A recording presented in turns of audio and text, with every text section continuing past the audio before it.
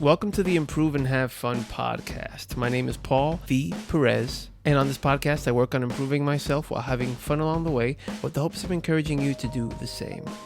And I do so by documenting my life and interests. And on this episode, I'm going to be talking about how I lost money doing eBay in 2019. Now, I've been doing eBay for some time, and I think doing eBay is fantastic, especially if you're getting rid of old items in your home, old clothing, old electronics.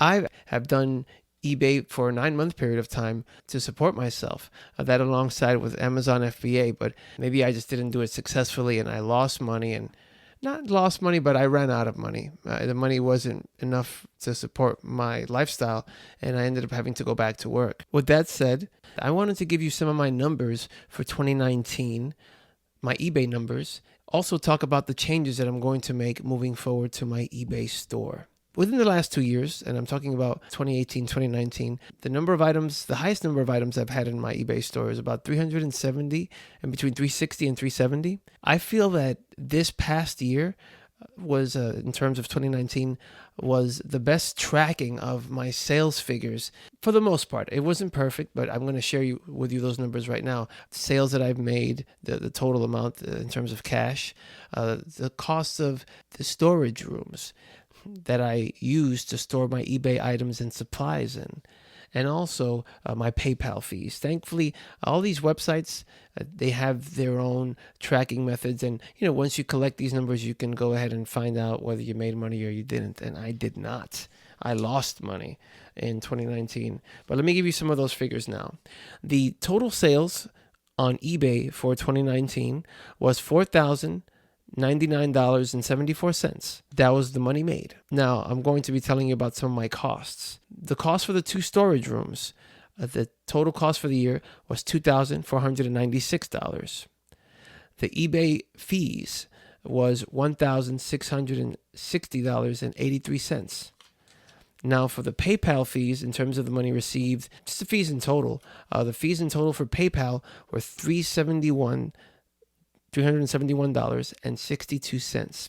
Now, if you add these numbers up, right now, I'm in the negative about $429. And the only cost that I didn't keep track of were really my shipping supplies, which that wasn't a very large cost. I would say if I spent more than $100 on shipping supplies, that'd be excessive. But let's say that figure, $100 for shipping supplies.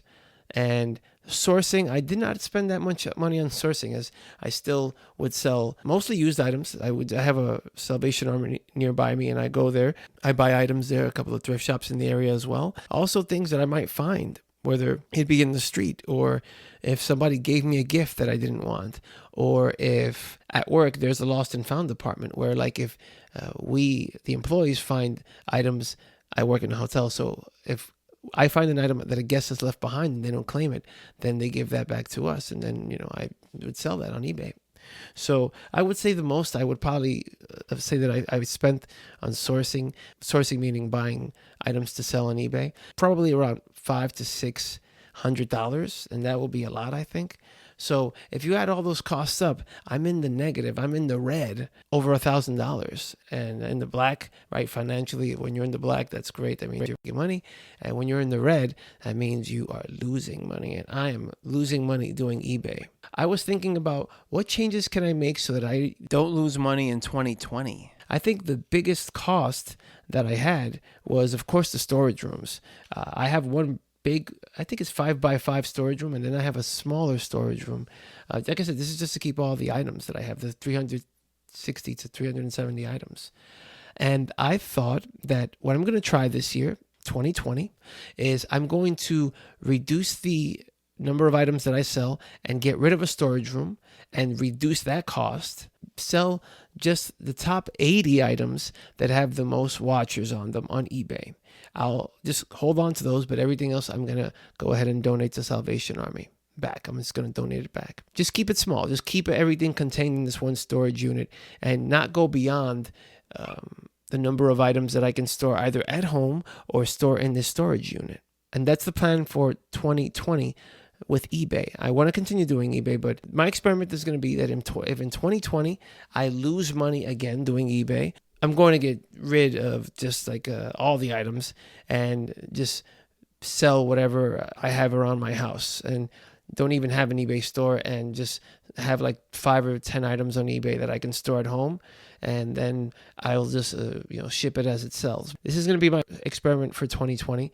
What I would like to do eventually, I will always do eBay, because like I said, there's always a space to sell your used items, whether that be clothing or anything. But I am a big proponent on having other ways of making money, and I don't think you should just depend on your job, even though eBay has never made crazy money for me, but it's always made like some kind of grocery money, and for the most part. But obviously I lost money in 2019 with eBay. So I think doing eBay is good. Finding those other skills to do that are great to have. And I've been reselling for a number of years now, actually, just on and off. And I don't want to lose those skills. I like those skills. And like I said, I want to continue that. What I would like to do moving forward into the future, I finished publishing a book on Amazon. I want to continue doing that because I do like to write. I would want to replace this eBay income with book publishing, of writing 8,000 word books. Those are short books.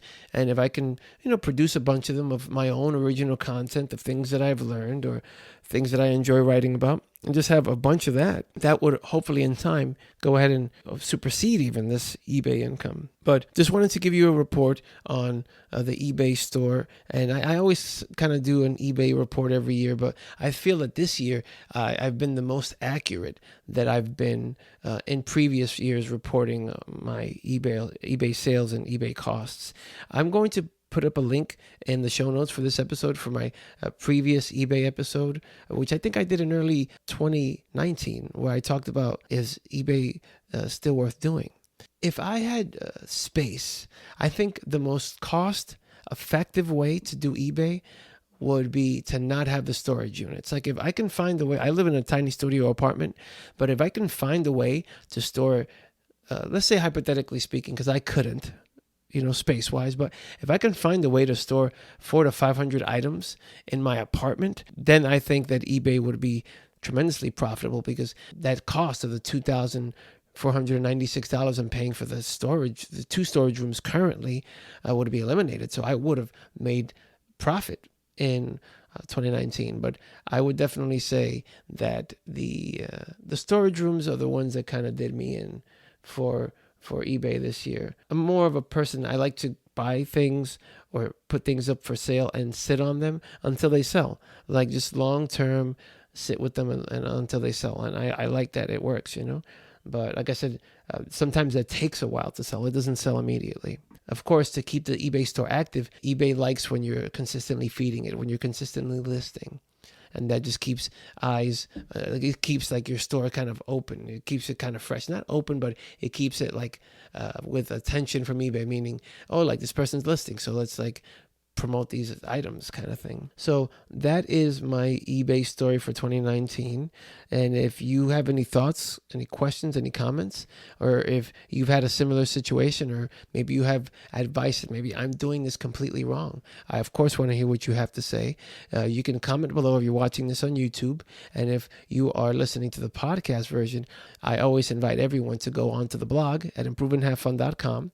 There will be a link directly for this episode in the show notes, and also other ways to support this podcast, because this podcast isn't free. But if this information has helped you, or has taught you, or has entertained you in any way, shape, or form, then please support the podcast a number of ways that I leave inside the show notes. My name is once again Paul V. Perez. This is the Improve and Have Fun podcast. Thank you so much for listening. You're awesome. And that's it. Until the next one.